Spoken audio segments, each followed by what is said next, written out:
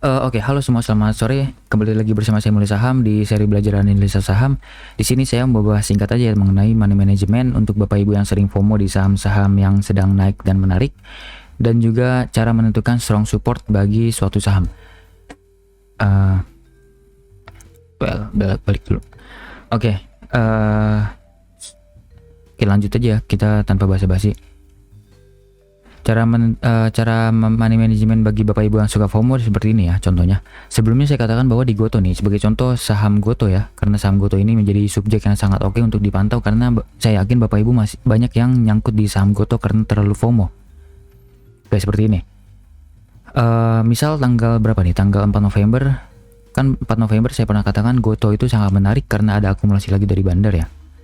Dari tanggal 2 November sampai dengan 4 November pembelian bandarnya. Akumulasi oleh ZP, YU, KI, AK ini menarik sekali, nilainya sangat besar, AVG-nya juga cukup atas sebenarnya saat itu 190-an sampai dengan harga 200. Tapi kalau Bapak Ibu FOMO tentu Bapak Ibu pasti akan all in FOMO di sini ya, all in besar di sini. Dan ternyata masih terus koreksi ya, koreksi di sini sampai dengan 4%-an, dan kalau misalnya Bapak Ibu tidak kuat psikologisnya mungkin langsung CL. Tapi saat CL malah naik lagi, dan ini kebiasaan bagi para trader, kalau misalnya naik lagi mereka akan beli lagi. Sebentar, gimana sih nih? Nah, biasanya saat naik lagi, all in lagi karena sudah masuk channelnya di atas ini, kemudian cut loss lagi karena turun dalam. Ini kebiasaan para trader dan kita tidak ingin seperti itu. Kita gunakan manajemen yang lebih tepat lagi. Contohnya sebagai berikut. Misal sudah tinggal kali ini kan menarik nih, ada akumulasi dari bandar.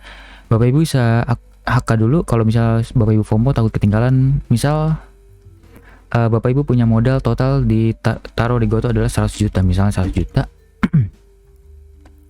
100 juta yang nganggur dan pengen beli Goto, dan gunakan uang kecil dulu di area bawah sini, di HK ini dulu. Walaupun menarik tapi jangan langsung all in, HK kecil dulu aja sebagai jaga-jaga. Kalau misalnya turun ke area bawahnya lagi, kita bisa cicil lebih besar lagi. Jadi misal gunakan sebesar yang kecil berapa ya, dari sini 10 juta deh, atau 20 juta deh, 20 juta misal beli di bawah sini. Di bawah sini di harga 200 Bapak Ibu bisa HK dulu. Jadi kalau misalnya turun Bapak Ibu tidak terganggu psikologisnya. Dan kita tarik dulu area strong supportnya, yaitu di sini ya, di bottoming yang sudah beberapa kali disentuh. 2 kali disentuh dalam waktu dekat, dan juga dalam waktu lama ini sudah 3 kali disentuh lah, 4 kali disentuh lah ya. Jadi itu bisa menjadi area strong supportnya, dan di sini kalau misalnya tiba-tiba Goto turun ke bawah sana bisa beli lagi sebesar 80 juta. Jadi mungkin AVG-nya Bapak Ibu bisa dapat di area sini ya, area bawah-bawah sini, dan ternyata lanjut naik ke atas sebesar 13%, sangat lumayan, bisa dapat 13 juta dalam berapa nih, 2 minggu ya, sekitar 1 minggu lebih lah, 1 minggu lebih. Dengan resiko misalnya turun ke bawah sini Bapak Ibu bisa cut loss dulu, dan resikonya hanya sekitar 5 jutaan. Menarik? Seperti itu ya untuk money manajemennya. Contoh lain adalah sebagai contoh di saham PANI. Waktu itu saya katakan bahwa PANI ini menarik sekali karena masih ada potensi lanjut naik ke atas karena sudah mulai sideways. Ini nanti dulu deh bahas ininya. Saat itu saya katakan bahwa PANI ini menarik, sudah downtrend turun banyak, kemudian ini tiba-tiba sudah break dari high sebelumnya, menandakan bahwa PANI sudah mulai menarik karena sudah sideways cenderung bullish. Di tanggal 4 November ya, kalau tidak salah saya bahas di seri Top Gainers, Bapak Ibu bisa cek lagi. Dan saya katakan bahwa lebih baik cicil dulu, sabar dulu untuk Bapak Ibu yang konservatif. Tunggu sabar di bawah sini. Kenapa? Karena saya melihat di sini sudah menjadi neckline dari high sebelumnya, neckline juga dari mini cup and handle, kemudian saya tarik Fibonacci-nya ke sini. Sampai ke sini dapat di area-area retracement-nya ya, di harga 980 sampai dengan harga 1010-an. Tapi sini aja deh, kita main aman ya di upper candle dari ini. Kemudian kalau Bapak Ibu FOMO di sini misalnya Bapak Ibu melihat aduh takut ketinggalan, boleh saja HK tapi dengan uang sangat kecil ya. Misal Bapak Ibu punya modal karena saham ini tidak terlalu liquid, mungkin modalnya Bapak Ibu sekitar 50 juta deh, misal 50 juta, atau jangan deh terlalu besar untuk saham seperti ini. Oke, nggak apa-apa deh, ini sebagai contoh aja ya, 50 juta total Bapak Ibu modal ada 50 juta. Kalau mau HK jangan langsung 50 juta karena berbahaya, karena kenaikan ini potensi koreksi, dan ternyata benar koreksi ya. Kalau misal Bapak Ibu ternyata benar-benar all in HK di sini, bisa rugi 9% 10% dan Bapak Ibu mungkin sudah tidak kuat psikologisnya, malah cut loss di area strong supportnya, berbahaya.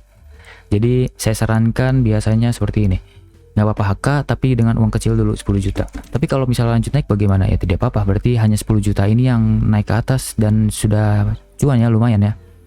Misal tiba-tiba dia lanjut lagi naik ke atas, dapat 10% dari 10 juta juga lumayan sih sebenarnya. 1 juta untuk iseng-iseng di saham seperti ini sudah lumayan. Jangan terlalu FOMO, berbahaya, jangan terlalu greedy. Tapi kalau ternyata turun itu lebih baik lagi, kita bisa beli jauh lebih banyak di bawah, misal sebesar 40 juta kita habisin di bawah sini, di strong supportnya di 40 juta. Jadi AVG-nya mungkin ada di area bawah-bawah sini ya, area 1026an. Dan Bapak Ibu bisa TP di sini dulu, tadi di high-nya 7,9% lumayan, tapi kalau misalnya masih hold juga nggak apa-apa, 1,8% juga masih sangat oke. Kemudian sebelumnya saya targetkan bahwa bisa sampai sini, tapi kebiasaannya adalah kalau misalnya target reward saya tidak benar-benar harus saklek sampai sana ya, karena market yang akan memvalidasi. Jadi kalau misalnya sudah ada tanda-tanda distribusi walaupun sudah di area sini, saya akan cicil jual sih biasanya. Saya akan jemur, tadi aja saya jemur di area sini karena sudah ada potensi jual-jualan, jadi saya jemur aja. Dan benar, ternyata turun lagi ke bawah, jadi sudah lumayan cuan. Saya tidak akan beli lagi, tunggu di area bawah lagi baru saya beli. Sekarang kan tidak menarik ya, karena resikonya sudah masih tinggi, resikonya 8%. Oke, seperti itu.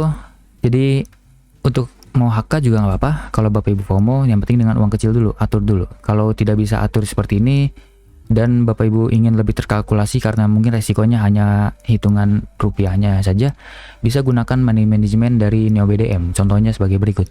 Misal Bapak Ibu besok HK, misal di tanggal 4 ya, sekarang tanggal 4 misalnya, Bapak Ibu mau HK di harga 1100 misalnya, 1115 HK, kemudian cicil terakhir adalah di sini 995. 1115 misalnya, kemudian ini adalah 995, kemudian SL-nya tadi berapa ya? SL-nya misal close di bawah sini SL ya 960 deh misal. 960. Kemudian resikonya mungkin 1% dari total modal, dan misal total modal Bapak Ibu di saham atau di total modal yang ada di portofolio adalah 50 juta misalnya. Kita kalkulasikan jadi hanya sebentar. Oke. 50 juta 0,4. Oh, ini salah. Dikalkulasikan bisa dapat seperti ini. Kita beli 1,6 juta dulu, lumayan di atas sana di HK. Kemudian kalau turun lagi kita bisa beli sebanyak 6,3 juta. Jadi AVG-nya ada di harga 1018 dengan estimasi loss hanya 500.000.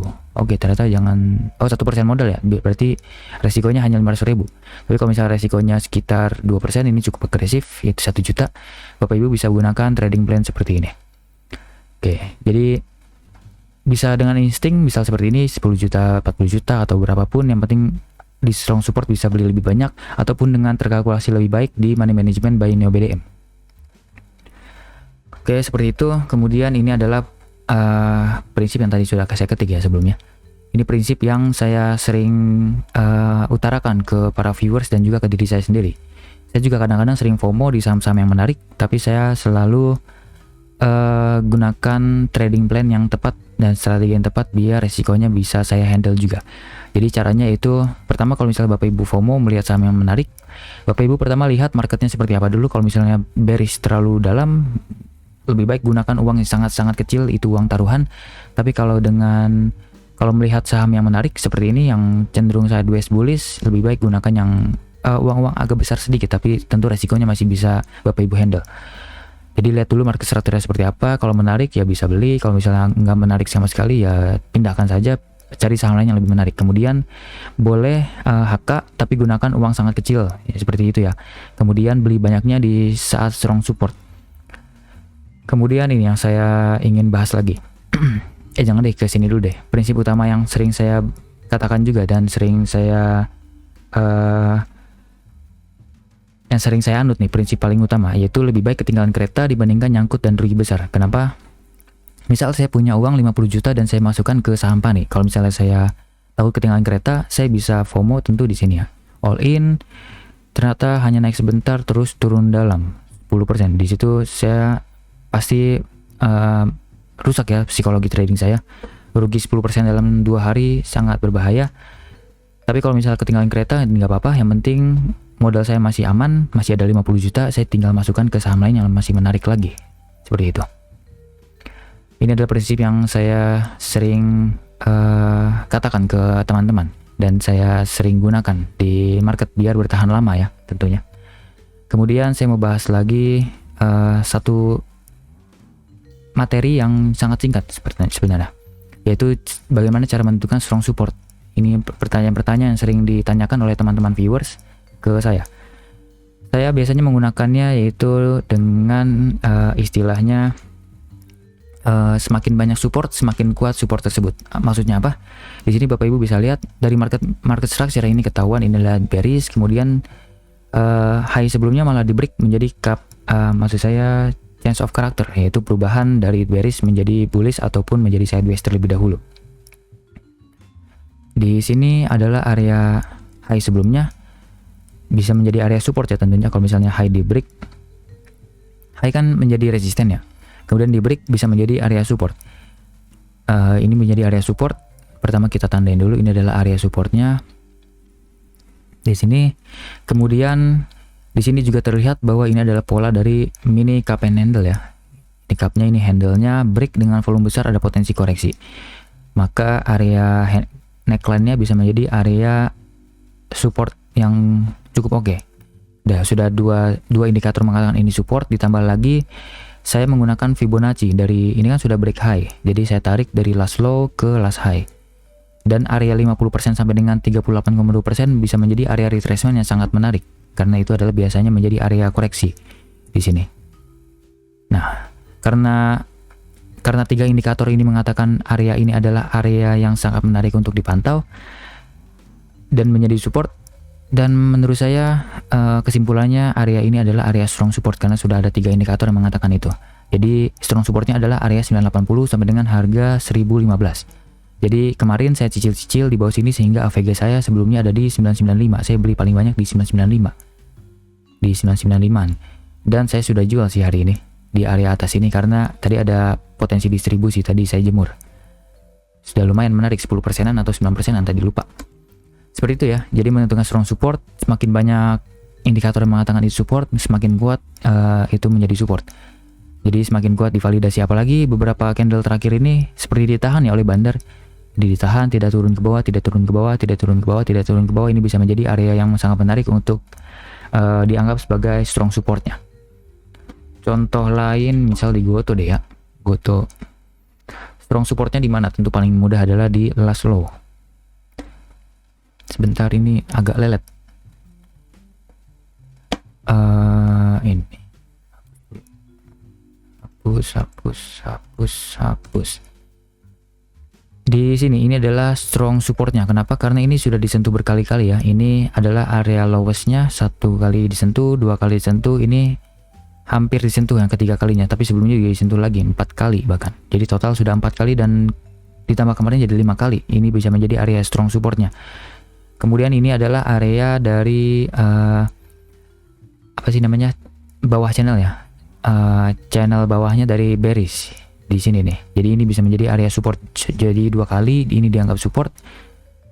Jadi bisa menjadi area support yang sangat kuatnya. Kemudian ini adalah salah satu strategi yang pernah saya temukan dan pernah dibahas di komen di Stockbit saya. Thank you buat yang pernah bahas karena ini adalah ilmu baru bagi saya. Saat kenaikan ini kan ada bullish sementara ya, ada bullish sementara. Nah biasanya candle pertama mau bullish, high-nya itu bisa atau close high-nya itu bisa menjadi area supportnya. Jadi di sini, gimana cara sebutnya ya? Misal di sini nih, ini adalah area atasnya lah dari candle paling lowest-nya gitu, bisa menjadi area support. Dan sebaliknya untuk saham yang bearish, lowest-nya ini dari candle pertama ya bearish bisa menjadi area resisten. Makanya ini selalu disentuh dan tidak berhasil di break terus ya, selalu bertahan di area bawahnya, jadi terus turun lagi ke bawah.